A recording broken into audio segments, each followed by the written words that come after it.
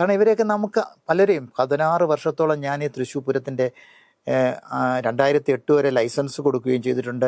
2008 കഴിഞ്ഞിട്ട് എല്ലാം ഞാൻ എവിടെ വർക്ക് ചെയ്താലും പൂര സമയത്ത് ഗവൺമെൻറ് ഓഫ് കേരള എന്നെ വിളിക്കും, വന്നിട്ട് ഹെൽപ്പ് ചെയ്യണം, അതിൻ്റെ സുരക്ഷിതമായിട്ട് നടത്തണം ആയിട്ട് ഹെൽപ്പ് ചെയ്യണം.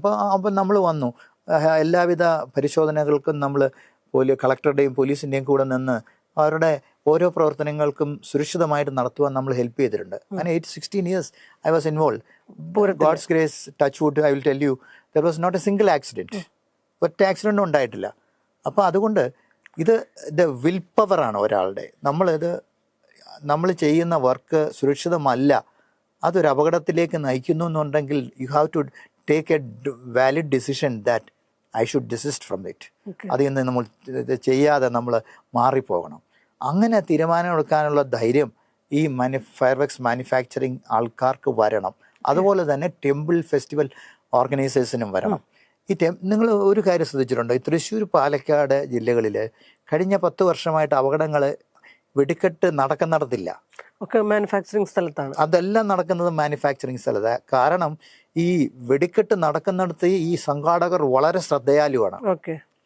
കാരണം എന്തെങ്കിലും ഉണ്ടായാൽ പുത്തുങ്കല് പോലെ 6 മാസം ജയിലിൽ കിടക്കേണ്ടി വരും.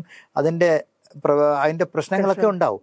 അപ്പൊ അതൊക്കെ തടയുവാനായിട്ട് അവർ വളരെ സ്ട്രിക്റ്റ് ആയിട്ട് വെരിഫൈ ചെയ്യും. ഇപ്പം നെന്മാറ വേലയായാലും ഉത്രാളിക്കാവ് വേലയായാലും തൃശ്ശൂരിലെ വേലയായാലും organisers are very strict in that. അവരുടെ പ്രിമിസസിൽ ഏറ്റവും നന്നായിട്ട് നടത്തും. പക്ഷെ അവർ ചിന്തിക്കുന്നില്ല ഇത് ഉണ്ടാക്കുന്ന ആളുടെ പ്രിമിസസിൽ അയാൾക്ക് എന്തുമാത്രം പ്രഷറാണ്, എന്തുമാത്രം ബുദ്ധിമുട്ടാണ് അവർക്കുണ്ടാകുന്നത്. അപ്പം അതിനൂടെ അവർ വെരിഫൈ ചെയ്യേണ്ടതായിരുന്നു.